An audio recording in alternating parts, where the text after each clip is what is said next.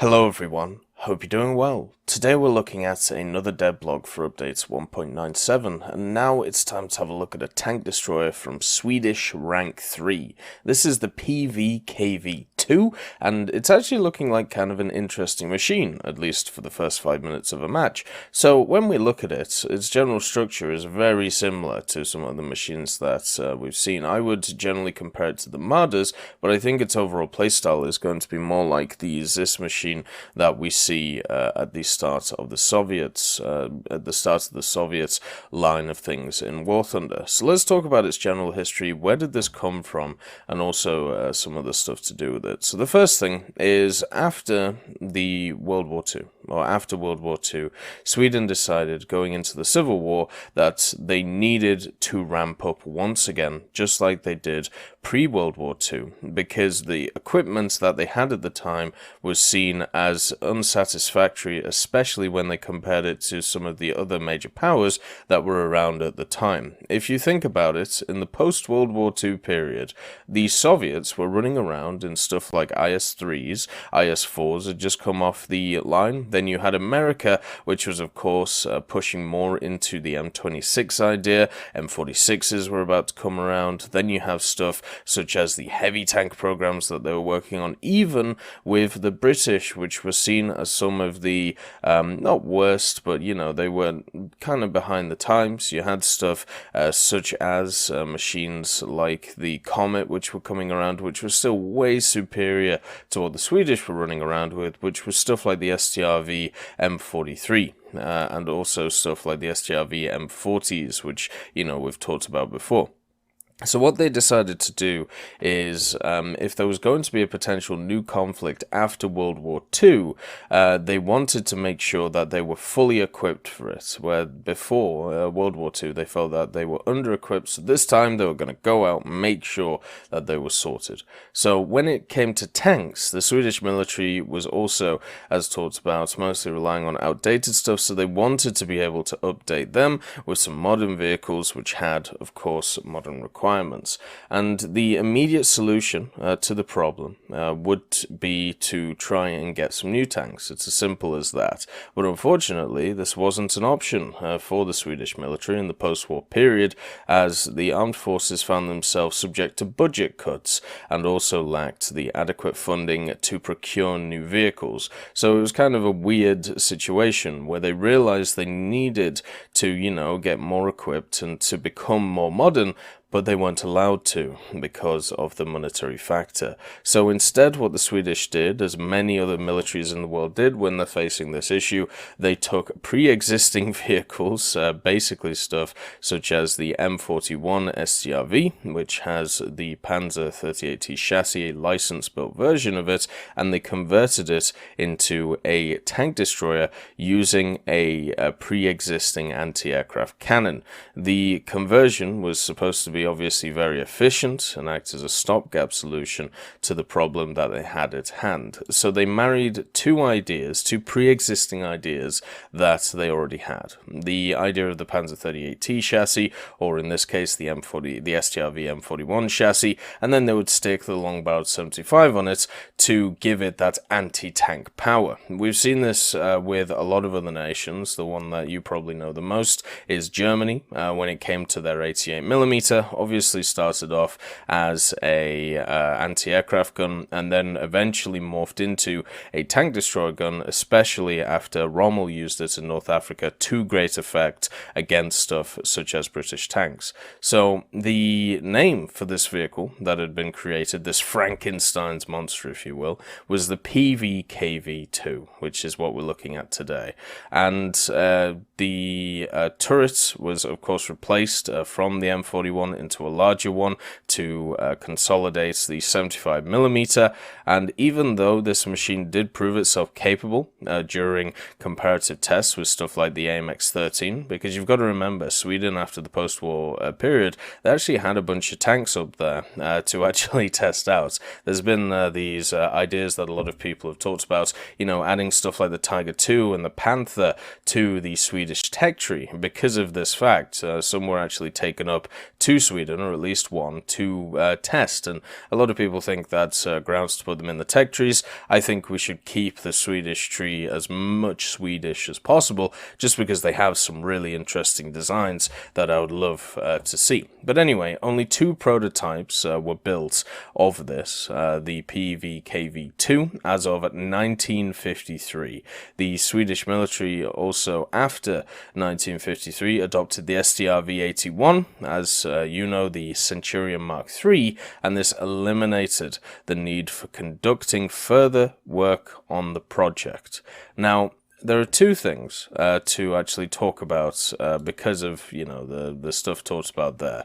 The first one is it's kind of interesting to see how after the post-World War II period, one of the first things that a lot of nations did was actually kind of cease their production of stuff and then try and evolve and create a new military style. America did this in a large way. After World War II, they ceased tank production as a whole. The only thing that was being produced after World War II, when it came to the immediate effect and that was allowed to continue, was certain heavy tank prototypes. Everything else was completely cancelled when it came to production, and then they moved on to a new wave of vehicles. So it's kind of interesting to see Sweden kind of do the same thing, but to a lesser extent. The other thing as well, this machine is a wonderful example to actually go against this narrative, which I hear every so often about historical matchmaking. The Pvkv II is a 1950s vehicle. It has a long-barreled 75 on it. It's on a Panzer 38T chassis. Yes, it does fire AP shells, but think about that. An early to mid 1950s vehicle which has the capabilities that that countries such as Germany worked out in the early 1940s. It's just generally not a good idea to throw this thing against stuff such as heavy Soviet tanks. Think about a T-54 1951 versus this thing, and then you'll kind of get the idea where I'm coming from. Or stuff like the T-32s, which of course from America would be even way earlier than this machine, or even stuff like the Conqueror, for God's sake. That would be kind of insane. But anyway, let's go through some of its statistics. Obviously, it's coming in update 1.97. It's going to be coming to rank 3. And looking at the general pictures of it, it looks like the turret itself has actually quite a nice traverse on it. So it might not be too limited when it comes to the amount of maneuverability the gun has. So that's really nice to see. A lot of tank destroyers in-game are generally limited by their turrets, or lack thereof, I should say. And to see a vehicle which isn't going to be too beholden to that, I think is really, really nice to see. The general armor, though, on that specific turret is 15 millimeters. So this isn't something where you're going to be able to glance shots or anything like that. It's another one of these things very similar to the SAV M43 that we saw before, which is going to get penned by stuff like machine guns. So you really cannot look at this and be like, okay, well, we're going to be able to survive here. Nope, that's not going to happen. You have to make sure that you are the one who shoots first. You have to make sure that you are holding the corner or you are holding the street. Otherwise, you're going to get bopped by that meta medium, which is going to come over the hill. The AP rounds that the 75 brings is just a solid shot AP round, and also one with explosive filler. So hopefully it is similar, or used to be similar, to the way that America worked. America had this really cool system where they had an AP round, and then they had like an APC-BC round, which had HE filler. And how it used to work, it doesn't work like this anymore, but the AP round would give you more penetration, and the APC-BC round would give you a little bit more of a kick. So therefore, there was a choice between them. Do you want to take a little bit lower penetration, but have a much more of an explosive hit, especially on the post-pen effect idea, or do you want more penetration? But the unfortunate thing is, of course, you know, that isn't the case anymore because of the DeMar formula, so it might be something that is already decided for us when we actually have a look at the vehicle. Here is another picture of its traverse. My feeling is that it's going to be limited in some way, the traverse of the turrets. Maybe it'll be like one of those things where it can go 180 or around, or 90 degrees each each way from the center, but if it goes all the way around, then that's great. You know, it basically means that it's just got a little bit more oomph around the place.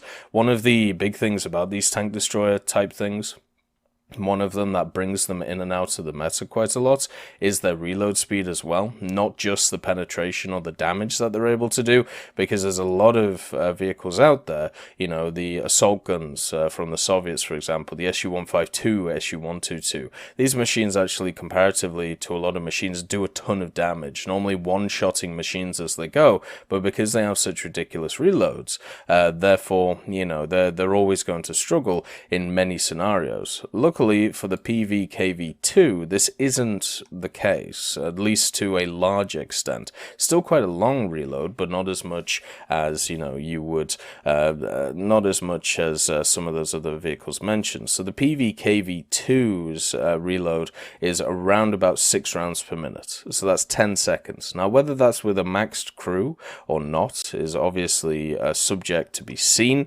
and it is something that could actually make the vehicle much harder to play, since it isn't that, you know, 6 to 8 second reload, which a lot of tanks really enjoy. But we'll have to see how much it affects the vehicle when it comes out.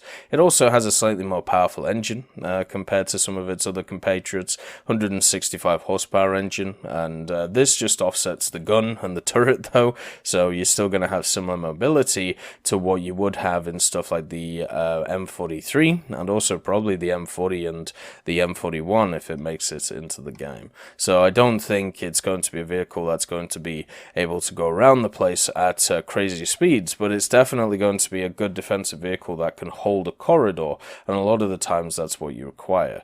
The big problem though, in my opinion, is the fact that this vehicle has an open top turret.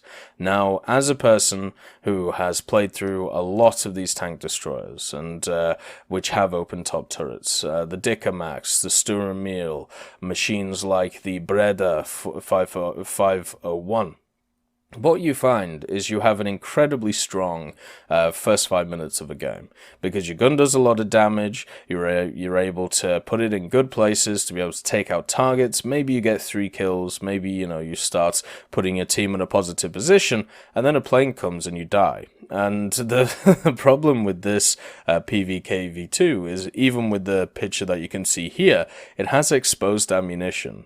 And it also has a completely exposed top turret, and it even has part of it exposed from behind. So even if you can't penetrate the 15 millimeters of armor on the front when you're shooting it with a machine gun, well, you can definitely do it from behind, since there's a big hole in it. So what you just have here is an incredibly lightly armored machine, which is going to get decimated by aircraft. So this can never be a second spawn, especially at rank 3. This can never be a third spawn, because there's always going to be a plane hunting you. So this is dedicated to be a first spawn vehicle. And with the problems that we've talked about, you know, the fact that it lack of armor, you know, the reload is nice, but it's not, you know, still the standard 6 to 8 seconds that we see from a lot of vehicles, it may struggle in that fact that you have to be forced into a certain playstyle because of its inherent disadvantages versus certain types of vehicles. It does actually say in the Devblog that the turret can be fully rotated, so if it can go around 360 degrees, that's wonderful. That at least minimizes a little bit of the maneuverability issues that it may have. I think the maneuverability overall will be fine on this. The other factors that I mentioned are more of the problems that I see with it. But I think if it's going to be one of those niche vehicles that, yes, sometimes you will be able to carry the game with, especially if you get, you know, it has a good BR at rank 3. I'm looking forward to playing it just because I want to see how powerful the gun is. After playing stuff like, you know, the 88mm flak truck or stuff like the QF 3.7 Ram, it is fun having a light tank destroyer with a very large gun. And same with like the Zis machine at the lower tiers for the Soviets, or even the Mardas. The problem is this thing's rank 3, and also by that point a lot of people have worked out how to kill a lot of machines with other tactics, not just straight up fighting. So I'm looking forward to it, but I don't think it's going to be as competitive as some of its compatriots. I hope you all have a wonderful day, and I'll see you next time. I just want to thank Ambrosius McClellan, B. Young, Blackie, Chris Giltnane, Daniel Stanton, Jay Wilt, John Ryman, Martinez, Super Cacti, Trigger Hippie, Eugene's Terry, and also Elove Goat and Samuel Slick for supporting the channel.